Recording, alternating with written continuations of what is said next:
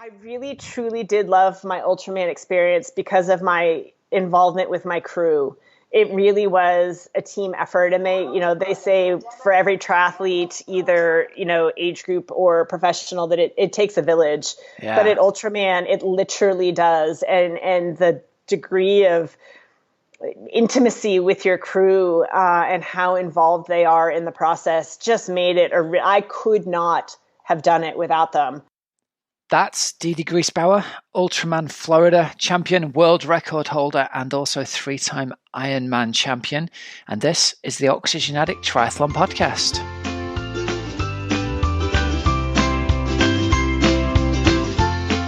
Hello and welcome to the Oxygen Addict Triathlon Podcast. We're brought to you every week by our sponsors precisionhydration.com. Electrolytes in different strengths that match how you sweat. You can get 15% off your first order with the code OxygenAddict15. And we're also brought to you by Thriver.co, the simple finger prick blood test you can do at home to track hormone, vitamin and mineral levels in your body. 10% off all subscriptions with the code OxygenAddict10. Right, everyone, hope you're well. This week, I've got a cracking interview with Dede Griesbauer. She won Ultraman Florida in February of 2020 this year. She broke the women's Ultraman world best by over an hour. She finished second overall. She's a great athlete. A lot of long-time sort of British listeners will know Dede. She won Ironman UK back in 2006 when it was back down at Sherborne Castle, and she was notable there for leading out the pro field. She's a fantastic swimmer. She swam collegiately. She finished top 10 in Kona 3 times.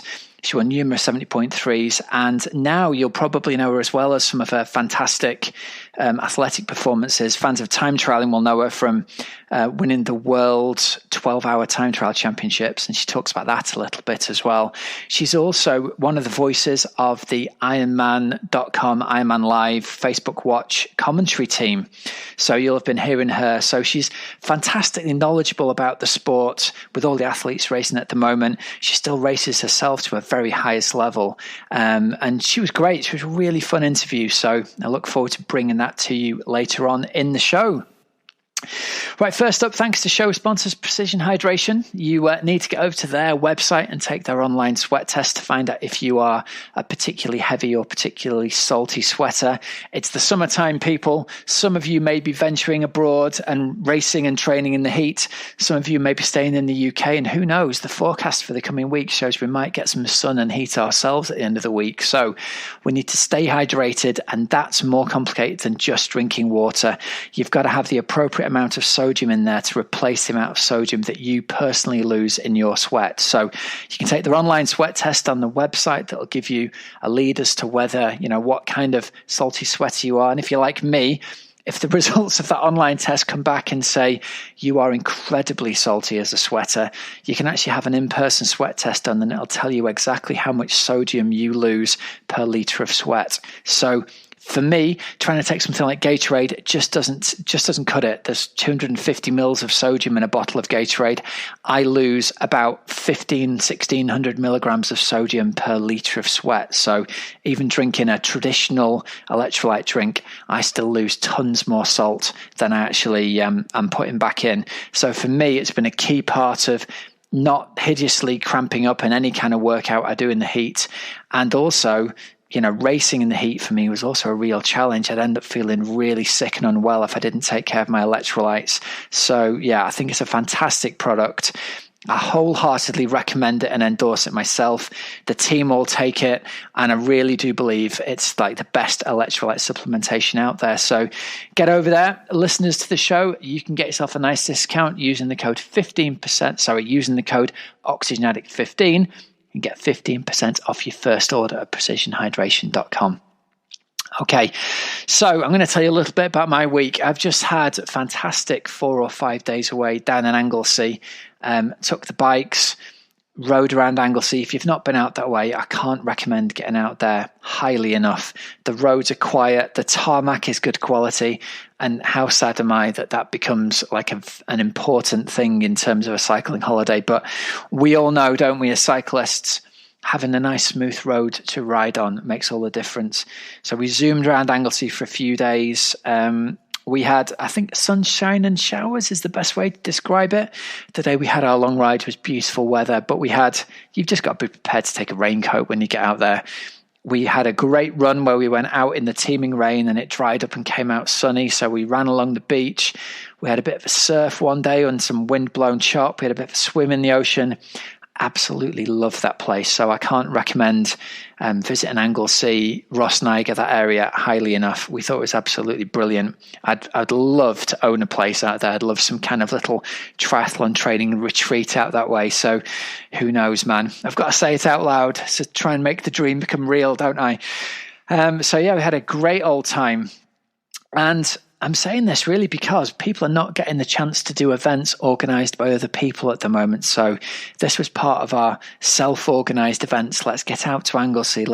We had a specific ride we wanted to do where we rode all the way along the southwest coast of Anglesey, all the way out to the lighthouse at South Stack. If you know the area, you'll know how amazing that is. Fantastic climb up to the lighthouse. Reminded me a little bit of the climb at the very north edge up Mirador on Lanzarote. Obviously not quite as warm as that, but that similar sort of cliff path edge road kind of feel. I think we maybe passed 3 or 4 cars all day, the whole time we were out in a 4-hour ride. So it was a brilliant chance to get out there and ride the roads. So I'm encouraging all of you to get together with a mate, go for a socially distanced adventure while there's nothing happening that you can actually get to in terms of organised adventures at the moment. Something that we've got organised for our Team Oxygen Addict coach members this week, because there's not much of anything by way of real events going on at the moment. We needed a focus for our training plans, so we've organised our own virtual event for this coming weekend, and we wanted to do something a little bit different. We wanted it based originally around the idea of a half Ironman, but we didn't just want it to be a virtual, just like ride indoors on Zwift, go and run outdoors and record it on the GPS. So rather than come up with a 70.3, we've come up with an event that we've called Max 6. The idea of this is, it's pretty brutal actually, and I can't take any credit for it. It was mainly my pal Andy's idea. We're going to try and go as far as we can in 6 hours as a triathlon event. So you're going to swim, you're going to bike, you're going to run, you're going to swim for an hour in open water and see how far you can get, or in fact in the pool now if some pools are open. You're going to ride your bike for 3 hours and see how far you can get in 3 hours. And then you're going to run for 2 hours and see how far you can get in 2 hours. So it's somewhere around the distances of a 70.3 race. For some people, it's going to be further. For some people, it's going to be not as far. But the idea is it's a little bit of competition to make you say, right, our athletes have known this event's been coming all month. And it's more about the training than it is about doing the actual event. It's more about having something on the calendar to say, I've got to do this epic thing then, so I'll do these things now, and try and build up and make sure you get your long ride in, make sure you get your long runs in. Something on the calendar to mean that you'll show up day in and day out. And it's the showing up day in and day out that makes the difference rather than actually the event itself. So loads of the members of our team are taking part in this. They're all fired up for it. But most importantly, it's been the carrot that's been dangled in front of them for the last 3 or 4 weeks that's meant they've got out and get those long rides done on a weekend when it might have been rainy, or they've got out and got the long run done, even though they had to get up early to get it done. It's been a bit of inspiration for people, maybe a bit of fear for some people as well. And sometimes we need that little bit of fear to get ourselves moving so that we've got something to go for. So we've got about 100 people lined up to take part in this event. I'm really looking forward to watching how people challenge themselves. We've left it pretty flexible and said you can do the event anytime from Friday through to the end of Monday, so a 4-day weekend. Try and get in as much as you can. Some people are going to try and do it back to back, so a full 6 hours in one go like a triathlon. Some people are going to spread it out over 4 days. But I really hope that you, the listeners who are not a member of the team, I hope you've got something on the horizon that's inspiring you to go and get your training done. And if you haven't, I encourage you, just book your own event. Put something on the calendar 3 or 4 weeks in the future that means you're going to show up for yourself for the next 3 or 4 weeks to get the training done, to get you inspired to do that thing in 3 or 4 weeks' time. So I hope you guys are getting something done like that. And I'm mentioning it now. I'm not going to be able to tell you about it for the next couple of weeks. I'm going to be away and having a bit of a break for the next 2 weeks. So the show will be going out as usual. I've got a couple of pre-recorded shows that are going to go out with age group specials. which I hope you're really going to enjoy. They're going to be pre-recorded, so they won't be the traditional format of show. So I hope you enjoy those while I am away. Little shout out before we go into the interview of the week, a bit of a coach's couch section really, but it's not really training advice. This is more of a shout out to one of our team members who's had a cracking result. This is a shout out to Team OxygenAddict coach member Tom Lissett. Tom has been grinding away at his training for 6 months now, since he joined us. And he posted this in the Facebook group this week. I've been out and done my 10K run time trial today. I had a goal time in mind. I wanted to get myself a 10% club running buff. Now, some of you all know, if you've been listening for a while, within Team OA, we've got the 10% club. So if you can improve your performance by 10% in a running event, in a swimming event, or a biking FTP type test, we give you a little present. You get a running buff, one of those neck buff cover things for doing 10% off your run time. We give you a swim hat for 10% off your 400 meter time in the swim. And we give you some bike stickers for 10% added onto your FTP. They're not massive things, but it's a little something to kind of, like a well done sticker that you used to get in primary school. So Tom's really been shooting for his 10% club running buff. And he said, I really thought it was still a few months off. I started Team OA 6 months ago with 47.20, so my 10% target was 42.36. I set off hard and hung on for a 41.54. So I've got to say, it is a massive improvement to knock 10% off your run time in a 6 month period. With a lot of the members, we say we'll give them the running buff if they manage to improve their run performance in an event by 10%, because for people who are well trained on the run, it is such a massive ask to knock any kind of chunk off your run time at all. So Tom, you've done absolutely brilliantly to knock 10% or more than off your 10K run time. Really impressed by that, mate. You've done a cracking job. So you get a shout out on the podcast. And if you want to have a chat with me about whether you'd be a good fit for coaching, you can set up a phone call or Skype call. There's a link in the show notes. Just click on that, fill out the details. I'm going to be away for the next couple of weeks, but fill it out. Me or Andy or one of the team can get back to you and you can have a chat to find out more about whether the way we coach is going to suit you and whether you'd be a good fit for the team. All right. Other couple of things you can keep on doing. We've got an official Zwift ride on Tuesdays at 7:15 p.m. UK time, the OxygenAddict Triathlon Podcast Power Hour. This is something that I've credited a lot of the improvements in our athletes. We've had, something like 31, I think, athletes improve their FTP in the FTP test we did last week. And it's all down to getting together, doing a structured training ride once a week, really forcing yourself to do that hard work when you don't want to do it. Workouts guaranteed to raise your FTP and give you a faster, more powerful bike leg this coming season. So come join us. It's free. You don't need a special link. We're listed within Zwift, so just go onto the official Zwift page. You need to have joined the event 5 minutes before start time, so get yourself on Zwift about 7 o'clock and start warming up, although our event does include a warm-up as well. Click on the link on the right-hand side. That'll take you into the event. And then we'll take you through a warm-up and some structured intervals that will, hopefully, having people around you, it will make it just a little bit easier to grind out those intervals. Good stuff. All right, so over to this week's interview of the week with Dede Griesbauer.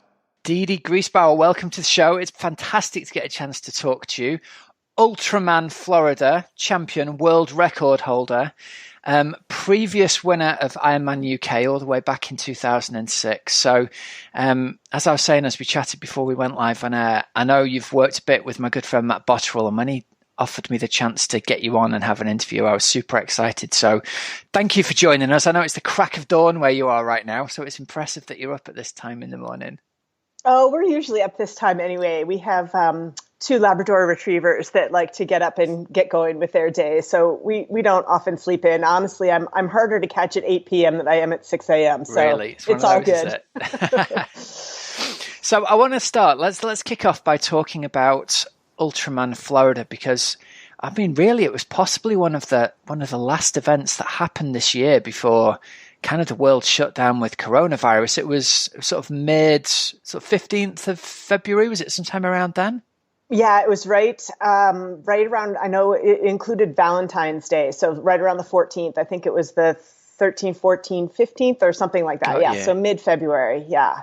Okay, so we've had in the past, a couple of years ago now, we had Rob Gray on who'd won Ultraman Hawaii. But for listeners who didn't hear that or who don't know what Ultraman is and can't possibly conceive that there's something even more insane than Ironman out there, talk us through the multi-day fun that is an Ultraman event. Yeah, Ultraman it's across 3 days. So in some ways, I found it to be somewhat easier because it is 3 days. You get to go home and sleep and rest in between each segment. But it's 3 days. Day one is a 10-kilometer swim and a 91-mile bike. Sorry, I don't do Ks. I do miles. Okay. Day two is a 171-mile bike, and day three is a double marathon. Wow. Yes. Wow. So originally I was under the impression that it was a double Ironman. It's actually longer than that. Yeah. I didn't do the math properly, but yeah, it's slightly longer. It's a longer swim, longer bike, and exactly a double Ironman run. It's almost like a triple on the swim and the bike, isn't it? Yeah, it is quite a bit longer. Yeah, wow. So first up, like what led you to the door of the Ultraman events? How did you end up there? Honestly, I have friends who have done it. I am very good friends with a now retired pro named Hilary Biscay. Yeah. And Hilary is a very good friend of mine. I actually did a training camp back when I lived in Boston. We lived on the East Coast here in the US for a number of years, which their winters weren't very conducive to professional triathlon. So I would typically try to escape for several weeks every winter and go to someplace warmer. And one year I went to Tucson, Arizona, and did a training camp with Hilary and her husband, Mikey. And Hilary was just kind of winding up her career by that point and had done Ultraman Hawaii twice, I believe. And I went to a tri night at a local bike shop. She was speaking. So I went with them. I just sat in the back while she did a bit of a Q&A. And I, my jaw was on the floor. I was like, this sounds amazing. I have to do this. And this was back, I think, in 2015. Okay. And I just sort of put it on my bucket list. And I thought, oh, someday. And then it never really seemed to fit. I always had another priority that I wanted to achieve with my season. And now I'm 49. I'll be 50 in just a couple of months. And I thought it's now or never. I've got to get this thing done if I'm going to have a shot at doing it while my knees and everything still work. So, I finally just bit the bullet, so to speak, and got my name on the start list. That was just about a year ago, midsummer last year, I put my name on the start list for Ultraman Florida. Wow. And how'd you go about beginning to think about building a training plan for something so long and arduous and multi-day as that? I know you work with Julie Dibbons, don't you? Yeah, I'm very fortunate. And I'm an athlete that does this anyway. I put a lot of faith in my coaches. I'm a plan follower. So they put it on the plan. I do it. I trust their knowledge and their expertise. And with Julie, I knew she had the expertise. She also coaches Jordan Bryden, who's a Canadian pro. He won Ultraman Canada last year and also won Ultraman Hawaii last year. Julie also works very closely with Matt Bottrell, who you mentioned, and he coaches Rob Gray, or did for a period of time. Yeah. I don't know if they still work together, but I think she talked a little bit with him and certainly had the experience coaching Jordan. And then Jordan, as one of my squad mates, I leaned on him quite heavily and got a lot of advice from him. He was also on my squad. So I was surrounded by a lot of good advice. So I really just followed the plan. My background is in swimming. I swam collegiately, and I was confident that I could do a 10K swim. So my swim training wasn't dreadfully different. The biggest concern for me about the swim was the fact that it was winter here when I was, training for Ultraman. So I didn't have access to open water. Right. And obviously swimming in a pool here, in a yards pool, in particular 25 yards, you're flip turning every Yeah. 25 yards. So even across a 10K swim, it's very, very different than 10K open water. So that was my only bit of apprehension about the swim. The bike, we did a lot of back-to-back long rides. So I do a long ride with a bit of intensity, some intervals on a Friday, and follow that up by a much longer sort of 6 to 7 hour ride on the Saturday that was more aerobic in nature. And then the run was a big concern because I have had some run injuries in the past, and I was concerned about sort of jacking run mileage and how I'd never run more than a marathon. That was the big question mark. I knew I could do the swim and I knew I could do the bike. I did the 12-hour time trial world championship back in 2016 and rode 200 and I'll have to look it up. 58 miles. I've done my preparation, Dede.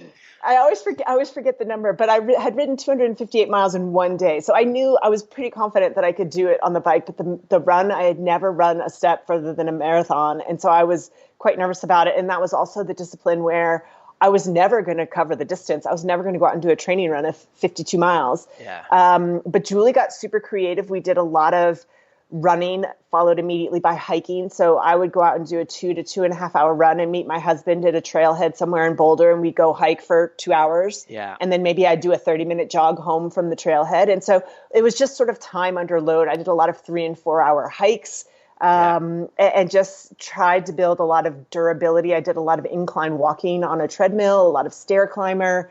And really just crossed my fingers and hoped it was enough. Do you know what? I think the valid nature of doing long hikes, even for age groupers training for Ironman, especially if they're at the slower end, but even if they're not, I remember one of my old university professors saying, look, we're talking about the physiological challenge of running a marathon here. Most of you have never stood up for 3 hours without sitting down to have a rest. And I remember looking at my best pal and saying to him, that's an amazing point. We've never even been on our feet. Even if you go hiking in the mountains, you'll sit down and have a break. So the first challenge is just being on your feet for that period of time without moving, let alone without walking. So yeah, it's interesting to hear you say you do a lot of hiking as part of the preparation. Well, I did some research online, and of course you can find anything online these days, but yeah. I had read a blog by an ultra runner, and she said that a big part of her training, she has stand-only days, basically where from the time she gets up until the time she goes to bed, she doesn't let herself sit down. So if she's going to do work at the computer, she'll do it standing. Yeah. She'll eat her meals standing. She doesn't allow herself to sit down, for a majority of that day. And it was an interesting concept. And for me, it did put a lot of strength in my legs. I think one thing I might do differently or do to enhance training, should I ever do an Ultraman again, would be to do it under slight load. So maybe wear a weight vest. Again, we took our dogs with us when we hiked, and I always made my husband carry the pack with the water for the dogs. So yeah, maybe next time I carry the pack. But again, just having that extra weight puts just extra durability in all of the soft tissue, the connective tissue and stuff in your legs. So I found it to be, for me, it was enough. I mean, that's not to say that the 52 miles was easy, but it wasn't as awful as I had envisioned it to be. Yeah. Yeah, I think that's something that goes a long way for a lot of age groupers, and that, they come to an Ironman marathon and they say, well, I just don't want to walk. I don't want to embarrass myself. And to get across to them this idea that just getting to the finish line, walking is hard after riding for 112 miles. You're in pain. It's not like you're having a casual stroll. Exactly. And walking is still forward. Walking is okay. I say that. And, with the athletes I coach, I try to say, look, it's okay to walk, particularly if you're using the walk either to get your core body temperature down, doing it to get nutrition on board. Totally. My best advice with adding walking is to be disciplined about it. So either count your steps, or at an Ironman in particular, that you start jogging again by the end of the aid station, so that you allow yourself to walk. But as soon as your foot crosses that barrier of the last volunteer at the aid station, you're moving again. So walking, I'm 100% fine with walking. And to that point, at the end of Ultraman, we did get into a bit of a walk strategy because my run had fallen apart so much that Jordan was the one that suggested. He said, okay, we're going to run a mile and then we're going to walk for, I think it was 30 seconds.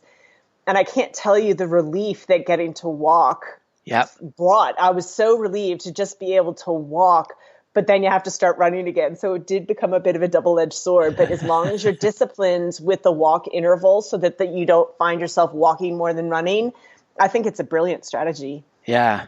Yeah, it's a really good idea, I think, to set that.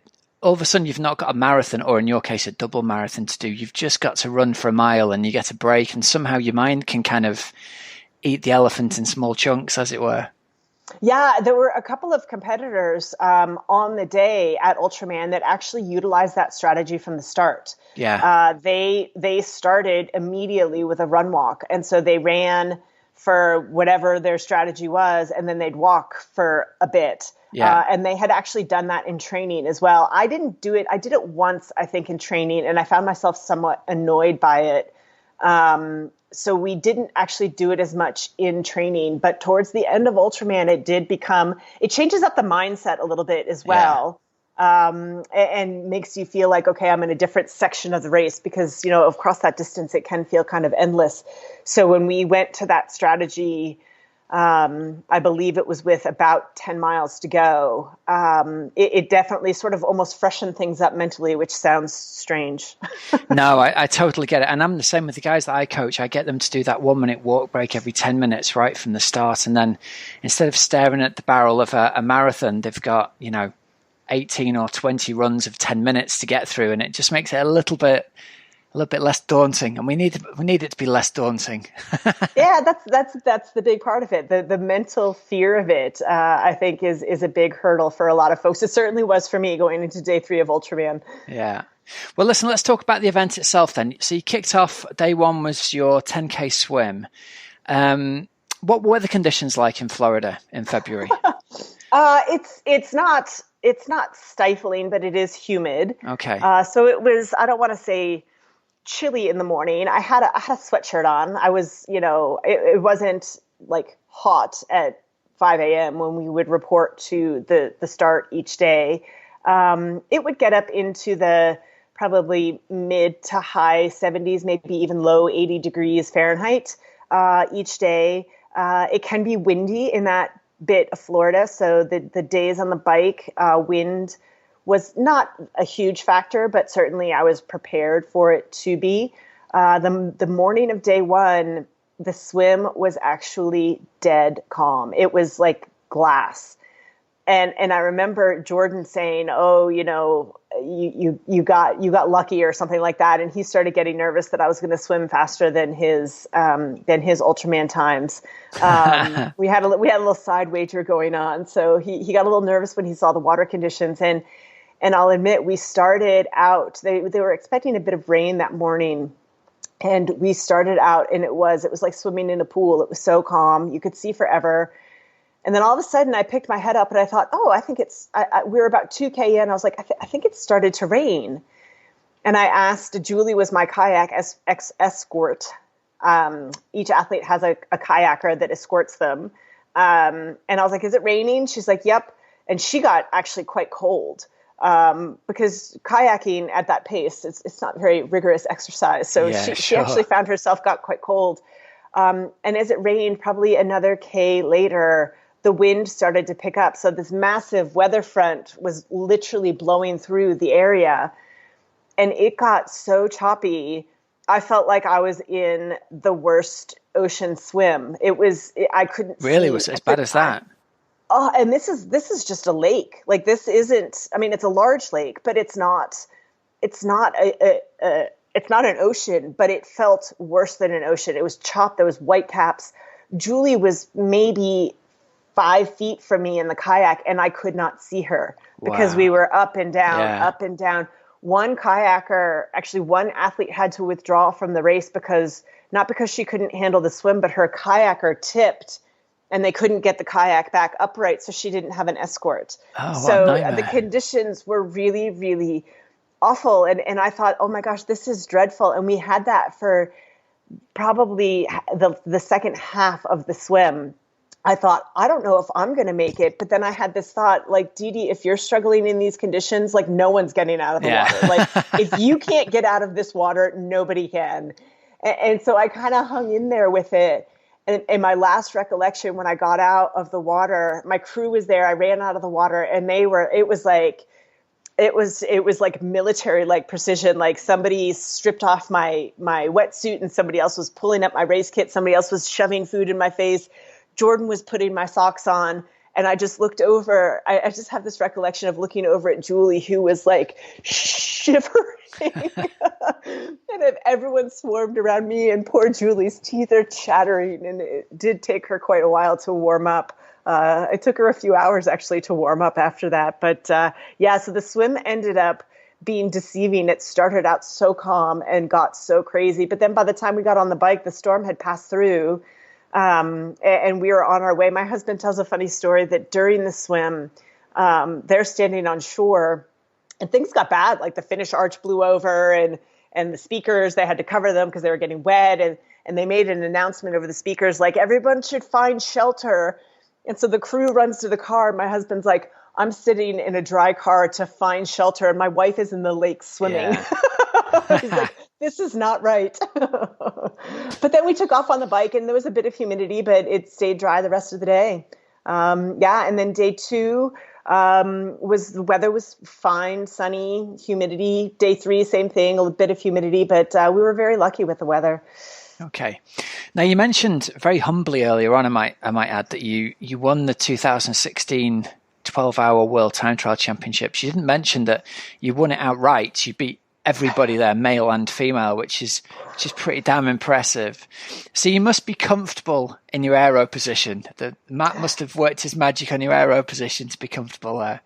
Yeah, the 12-hour time trial World Championship was a bit of a distraction, to be honest. 2016 was a tough year for me in terms of injury. I had a series of seemingly unrelated injuries throughout the year. I had an injury early on, and then I sat down from running for a bit, and it got better, and I'd start running again. And within 4 to 6 weeks, I got another injury, like in a completely different place, different side of the body. It wasn't a recurrence of the same injury, and I just was stuck in this cycle. And by the end of the summer, I was really quite frustrated at doing nothing but training and still not being able to really get healthy. And Julie actually found this event. It's the 6, 12, 24-hour time trial world championship, and you pick your division. And she's like, I just think it'd be good for you to have something to do. She's like, you can pick any division you want.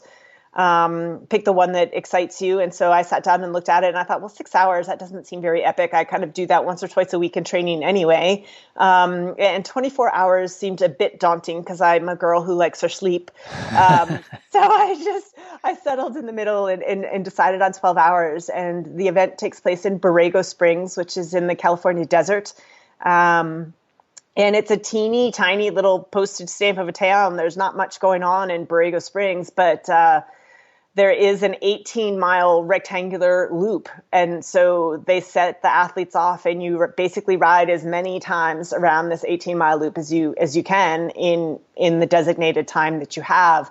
And they start the 24-hour folks at 6 p.m. the night before. And then we started at 6 a.m. And then the 6-hour people start at 12 noon, and everyone finishes at 6 p.m. on the day.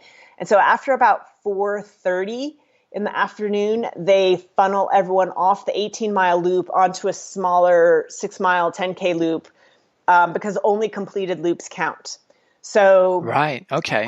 Right. So if you get my last loop, I came through and I knew I wasn't going to make another 10K. And even though the clock was still running, I only had 8 minutes on the clock. So they just pulled me off and said, you're done. Right. But it was a really kind of a cool event. Not a lot of hype to it, and it's self-supported. So my husband was my pit crew and literally stood in a parking lot all day, handing me bottles as I came through. I stopped, I believe, twice. But yeah, I sat pretty much in my aero bars for 12 hours and was happy as a clam. Wow. And I read a quote that you wrote somewhere, it might have been on Slow Twitch, where you said, like, partway through you realized, oh God, I might be good at this. This means I have to do. Have you been tempted to do it again?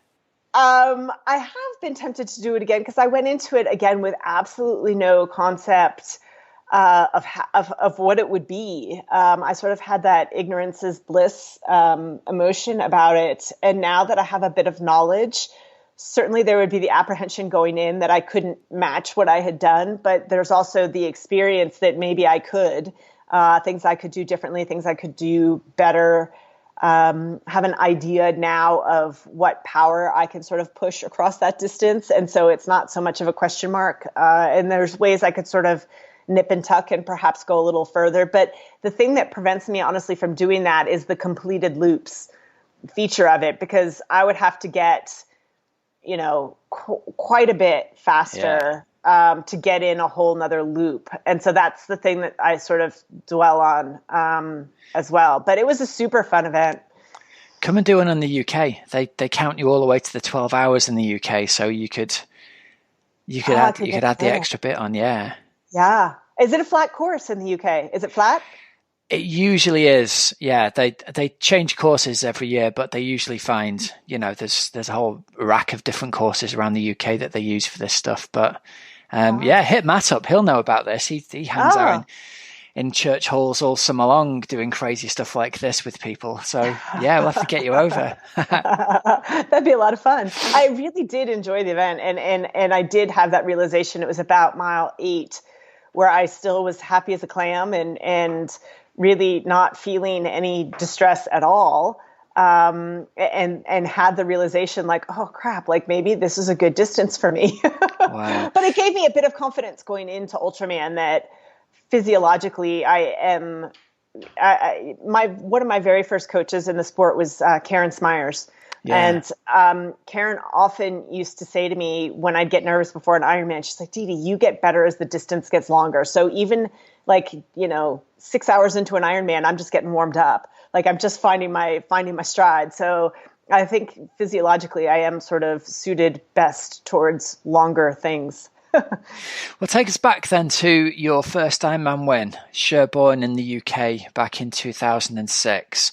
I told you a lie before we started. I wasn't there that year. I was there in 2007. But the reason it's so familiar to me is that all that winter that I trained for 2007, I had the British TV show of it basically on repeat on the old VCR. So I remember watching you for possibly hundreds of hours in that race as I trained indoors on the turbo trainer during that winter.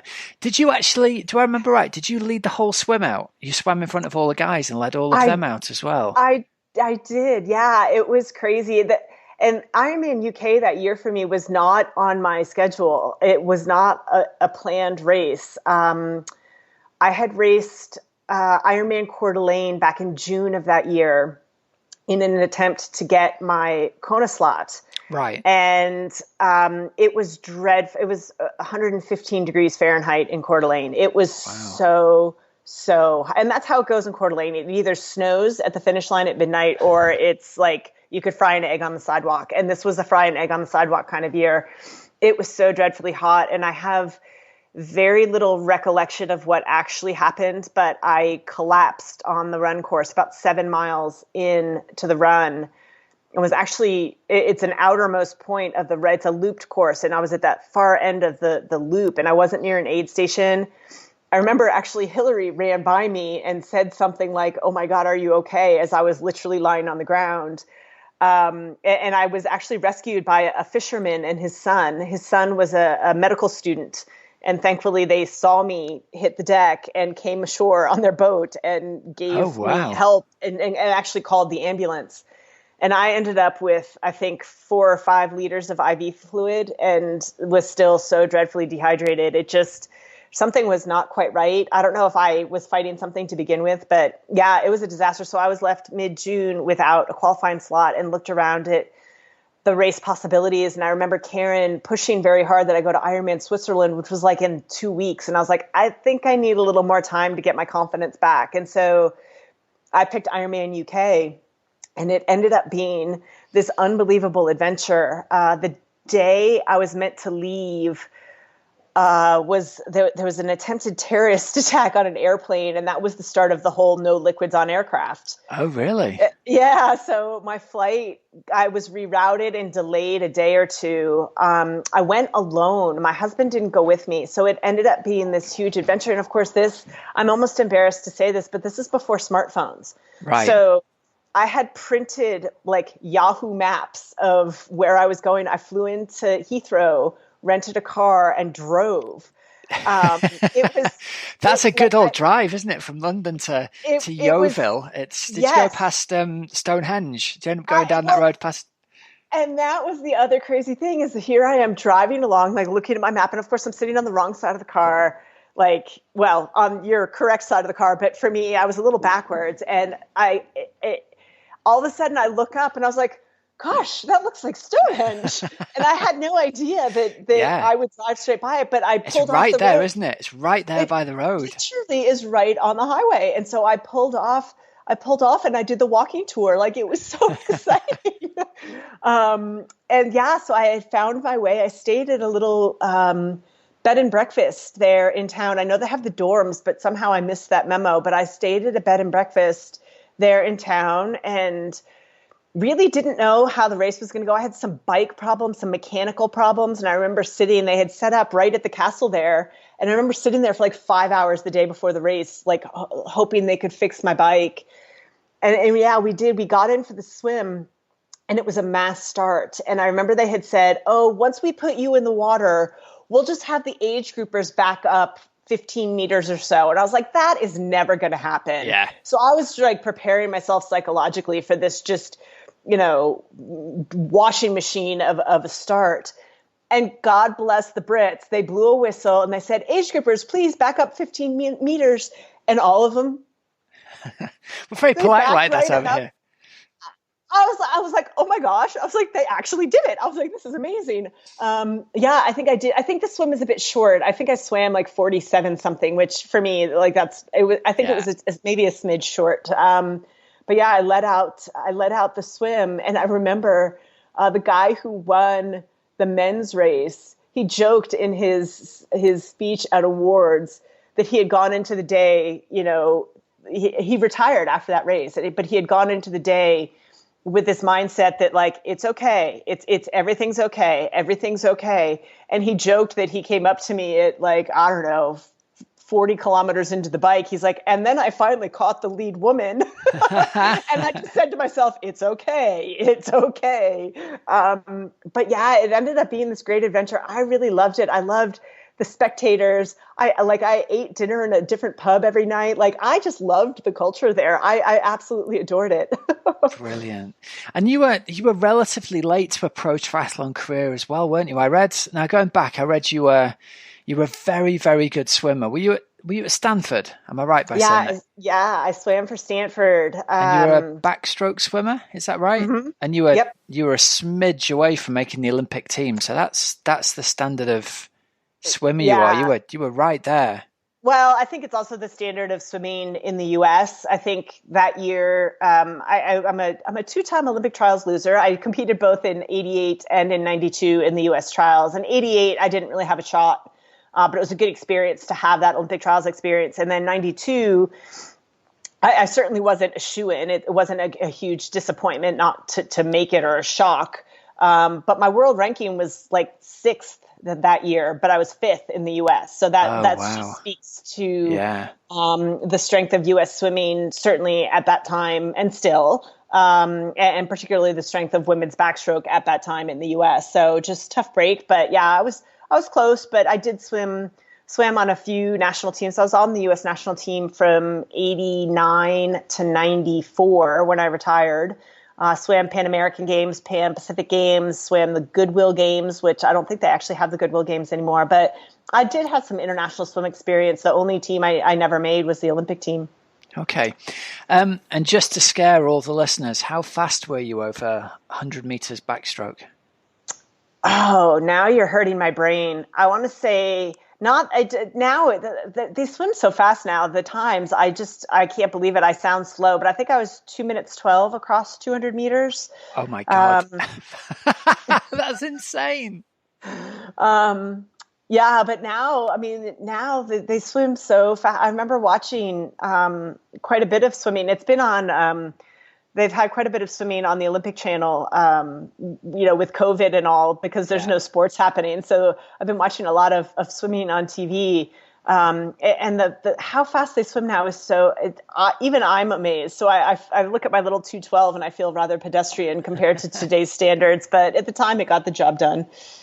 So what happened after you finished university and before you started a pro triathlon career then? What was the interim between those two?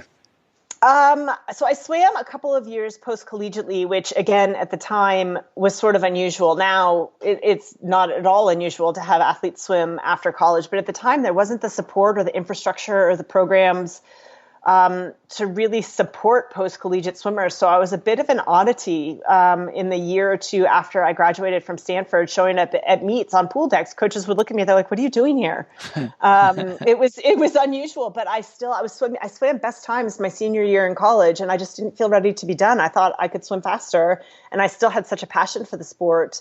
So I continued on, but by 94, I didn't make the world championship team, and I thought, I felt like I was starting to fall behind career-wise. My friends had all, had now 2 years of job experience, and I was just still swimming. So I retired. I worked for a year for a consulting company and applied to business school and was accepted at the Wharton School at the University of Pennsylvania. So I spent 2 years getting my MBA, and then I went to work on Wall Street. I had a job in Manhattan. I worked for Lehman Brothers, now defunct, not my fault. But I worked as a trader for 2 years at Lehman Brothers and decided that Manhattan wasn't really for me. And then, of course, I had met my husband, then boyfriend, in New York. And about 3 dates in was like, "Hey, you want to move to Boston?" Wow. And so we picked up sticks and moved to Boston, which had a very strong financial community as well. And I worked for a mutual fund company in Boston for 6 years. So yeah, I had, I think, 8-year or so hiatus from sport. I was still active. I ran quite a bit, mostly to keep up with my eating habits. I was going to say, did you train during that period? Were you still in the pool regularly? And I wouldn't call it training. I exercised. I did run quite a bit. I started running some marathons with no logical training plan. I would just get up and run every day before work. And when I was some 10 weeks out from a marathon, one weekend I'd run 10 miles. The next weekend I'd run 12. Like that was my training plan. Never did any speed work, never did anything like that. But I stayed active. I swam a bit for the New York Athletic Club in Manhattan. They had a master's. It wasn't even a master's team. It was a team. And that was the big rub, is that you got free membership at the New York Athletic Club, which was very nice to have. But then you had to go swim meets. And these were proper meets against proper club teams. And so It was sort of embarrassing to be, at that point, nearly 30 years old and not nearly the swimmer I had been going to meets. That was when I was hiding from all the other coaches being like, "Yeah, I'm not here." That was, but I just swam a bit. But it was the summer after business school where I actually did my first Ironman. The summer before business school, I was dating a boy at the time, and he had just finished business school and had the summer off before starting work. So he encouraged me to quit my job earlier than I had anticipated in anticipation of me starting graduate school. So I quit in, I think, late April, early May, and I wanted to impress him. So I bought a bike and we flew to Seattle and rode our bikes across the country, unsupported, just the two of us. Wow. Now, unfortunately, we broke up in Montana. Oh. That's a long way to ride with someone you've just broken up with. Did you continue together, or did you one headed off south and one headed off through Canada? We rode for safety reasons. Again, this is pre-cell phone, and we only had one copy of the maps. So we would wake up in the morning, and I would set out, and he would follow some 10 or 15 minutes behind, and we'd pick a spot to meet for lunch.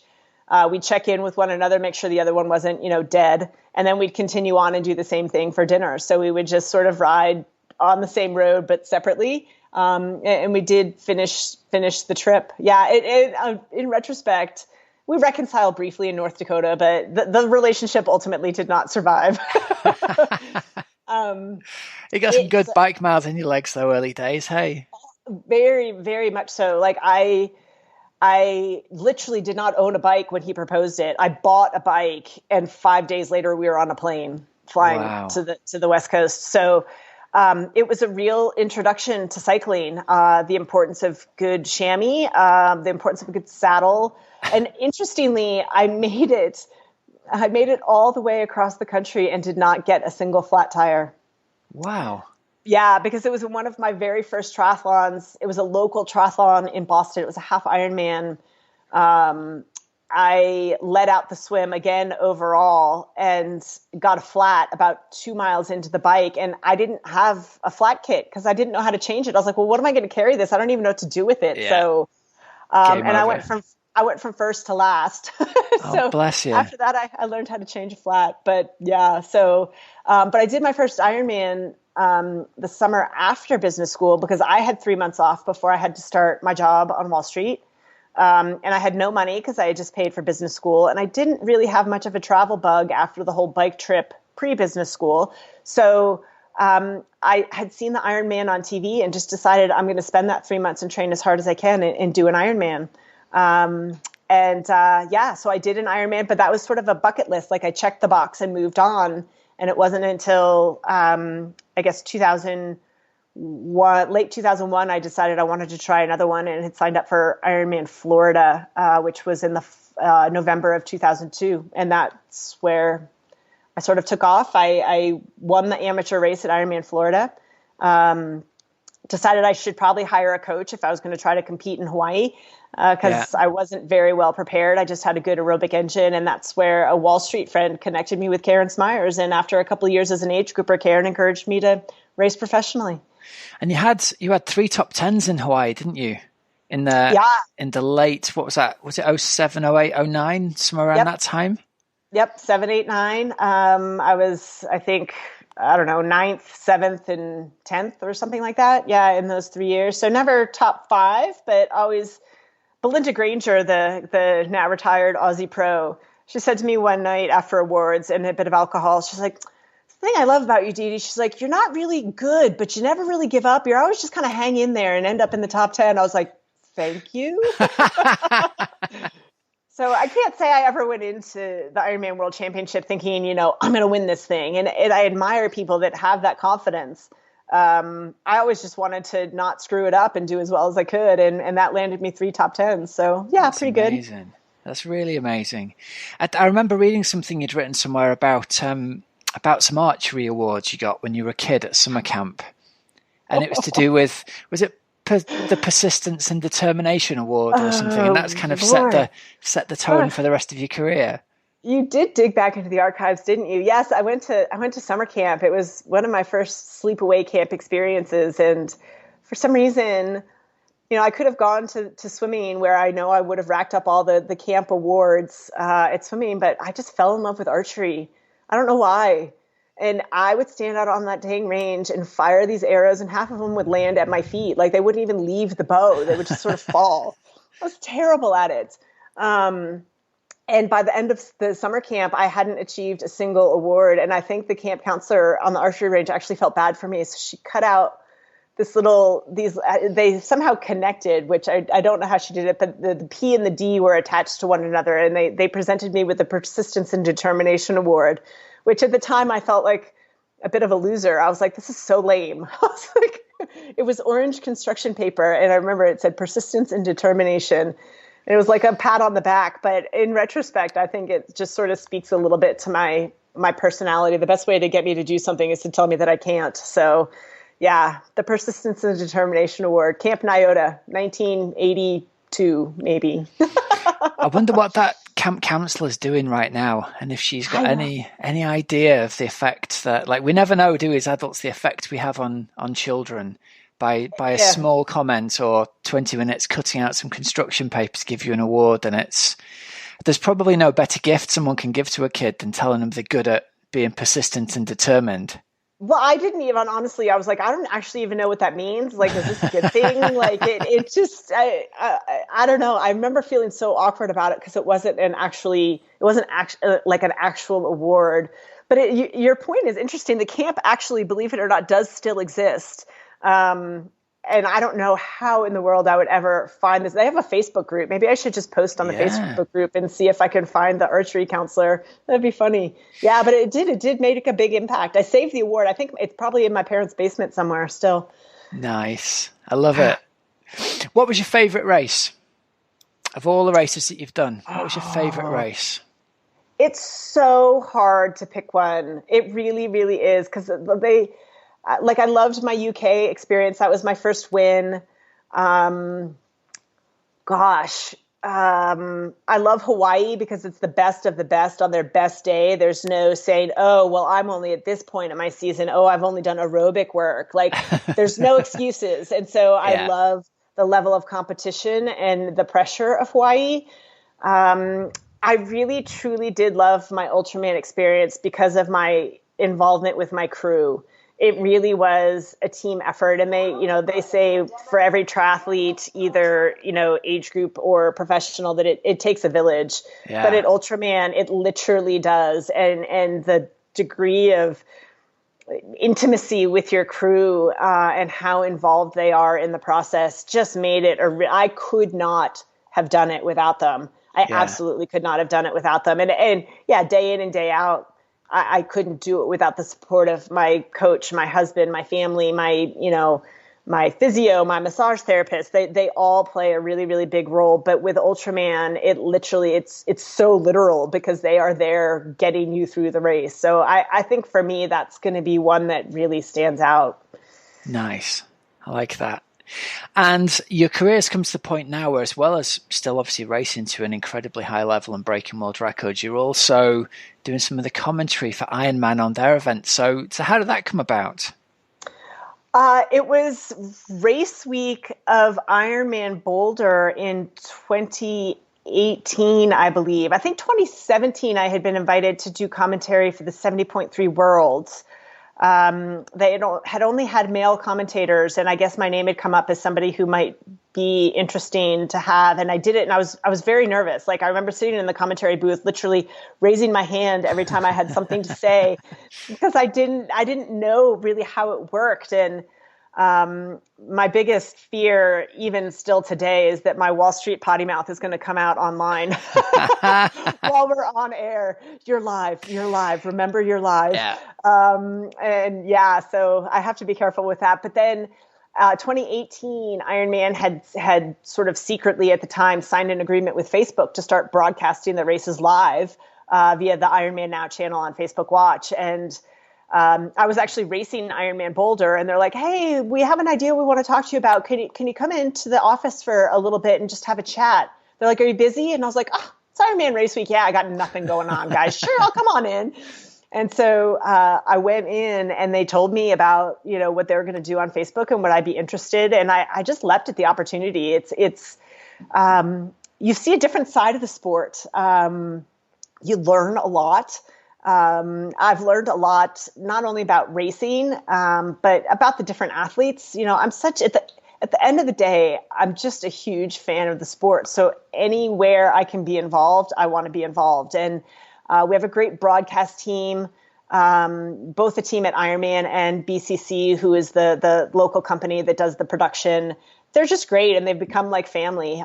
It's a really, really great opportunity. Obviously, now with pandemic, they've come up with virtual racing, which, believe me, talking about people riding stationary trainers is not easy, but we have a good time with it. And I think the athletes have really embraced it too. I mean, we've got pets and kids and cheer stations. People do virtual aid stations. People get really creative in their pain caves with what they give us to work with. And I think we'd all obviously rather be out on real race courses, and I'd certainly rather be calling commentary of people out on courses around the world than riding in their basements and garages. But it's brought the community together, and I feel lucky to be a part of it. Nice. So one final question before we finish then. Tell us about some of the companies and coaches and people who've supported you and sponsored you and stuff over the years. It's a nice chance, I think, to get a chance to give a shout out to them. Yeah, I mean, I've been very, very lucky in working with some great coaches. Karen Smyers really getting me started in my career. I joked that I rode Karen's coattails better than anybody, both in terms of just experience, like just riding behind Karen. You know, she was one of the greatest cyclists in the sport. So whenever she shifted, I shifted. Whenever she stood, I stood. Whenever she sat, I sat. Whenever she got in her bars, I got in my bars. I just emulated everything about her, and she really helped introduce me to some of my sponsors. She introduced me to Saucony. I was with Saucony for nearly 10 years. It was just, I can't thank Karen enough. She literally taught me everything and really gave me the opportunity as a pro. And she's just a good friend. She's still a really, really good friend. And I just have so much gratitude. I went from Karen, I worked with Jesse Kropelnicki briefly. That didn't really work out. The training system just didn't suit me. And then I got hooked up with Siri Lindley, and that was my first squat experience. And of course, Siri's enthusiasm was amazing.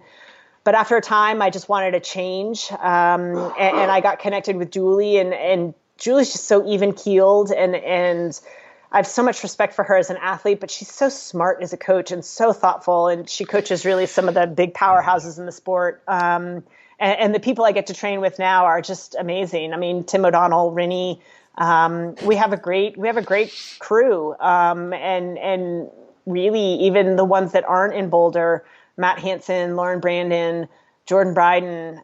It's a great and really, really supportive crew that I'm happy to be a part of.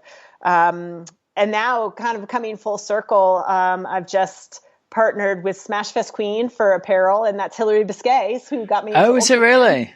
Yeah. So I just, in the past couple of weeks, have partnered with Hillary to be a part of Smash. And I've just been such a fan of the brand that they've created, not because the stuff is comfortable and functional and cute and, you know, fun to wear, but the community they've built up around the brand is really special. And when it was announced just last week, the messages I got from the people who are, you know, part of the team was just heartwarming. It was amazing.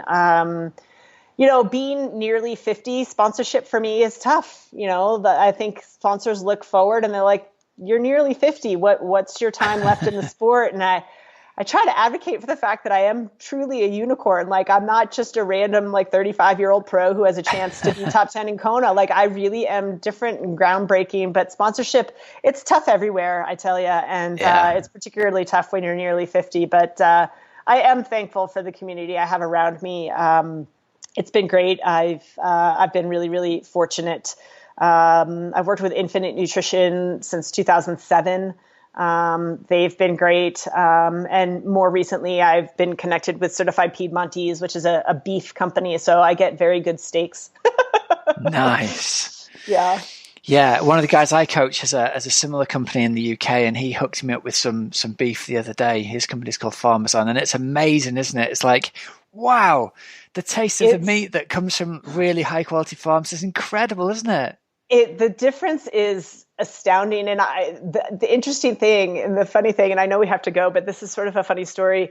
I was a vegetarian for a really long time. Me too. So yeah. the fact that I have a beef sponsor, people are laughing. They're like, what?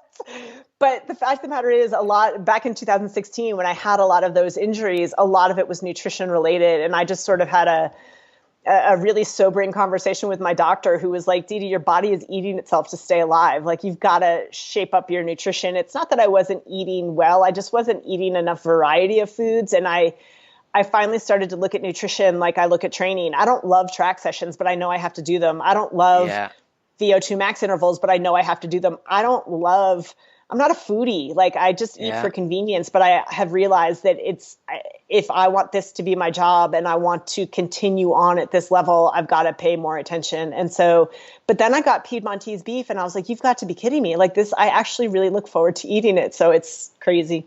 Yeah, anyway. No, it's funny. We followed a similar path. I was almost vegan for 2 years, and I ended up getting really quite ill. I just wasn't, and I'm sure it's possible to eat a vegan diet and be completely healthy and be a really highly productive athlete, but it wasn't for me. I'm just not good enough at cooking and just couldn't make it work. And it's a big eye opener, isn't it? It really is. And I know there are vegan athletes out there. Hillary Biscay is a vegan. Yeah, exactly. Yeah, she's a big friend of Rich, isn't she? I don't know, but it requires a great deal of planning and a great deal of knowledge about nutrition to make sure that you're filling all of those gaps properly. And I wasn't I did it for a taste thing. I was like, it wasn't even a moral thing. Like, I'm an animal lover, but I'm like, I don't feel that fondly about chickens or necessarily. Like, right. It just doesn't, it wasn't a thing for me. It was more of a taste and a texture thing. But I came around just from the performance standpoint that I think it's really important. Yeah. Cool. Hey, well, listen, that seems like a really good place to leave it. It's been fantastic to get the opportunity to talk to you. I've loved hearing your stories. If people want to hear more about you and find out more about you, where can they go? Where are you on the internet and social? Yeah, I'm Dede Griesbauer on Facebook. I'm at Dede Griesbauer on Instagram, and my website is www.dede-griesbauer.com. Awesome stuff. That's brilliant. Well, we look forward to hearing more of your dulcet tones on the Ironman coverage over the coming years. How many more sort of gigs of commentary have you got coming up in the near future? I know we're scheduled with VR through VR 21, and this weekend upcoming is VR 16. So we've got a few weeks left. I know we're planned through the end of August with virtual racing, and from there, I think it depends. There are some races, I think, in Europe that are still a go for September and October. So hopefully we get back out onto some real race courses soon in certain pockets of the world. And we'll be able to hear you talking about people racing in real life. It seems like a long time ago it happened, doesn't it now? So fingers crossed we get to do it this year if it's safe. Yeah, hopefully so. All right, Dede, listen, thank you so much for your time. It's been great talking to you. I really appreciate the opportunity. Thank you so much. Awesome stuff. Loved getting the chance to talk with Dede. I especially loved her little story about that award she got given at summer camp. I think, like we said, we don't often realize the impression we have on kids when we give them something like that, but telling a kid that they're really good at sticking stuff out and enduring can be a real gift that carries on with them through life. And a lot of you who are long-time triathletes, you'll remember Dede from the fantastic win that she had when she won Ironman UK in 2006. I think it's great to get the chance to go back and interview athletes who are, effectively part of our triathlon heritage in this country. 2006, I think we were only... Was that the first year Ironman UK or the second year maybe Ironman UK was held as a full distance race in this country? So yeah, great to get the chance to chat with her. All right, great stuff. So before we wrap it up this week, I just want to give us a chance to have some offers for you from our sponsors. Use the code OxygenAddict15 at precisionhydration.com for 15% off your first electrolyte order. Use the code OxygenAddict10 at thriver.co for 10% off all home blood test subscriptions. And you can click the link in the show notes to book a call with me or one of the team if you're interested in finding out if you're a good fit for Team Oxygen Addict coaching. Remember, everyone, there's links in the show notes for all these sponsors, so you don't have to remember them. Until next week, have a great, safe training and racing week. I'm Coach Rob Wilby, and you've been listening to the Oxygen Addict Triathlon Podcast. See ya.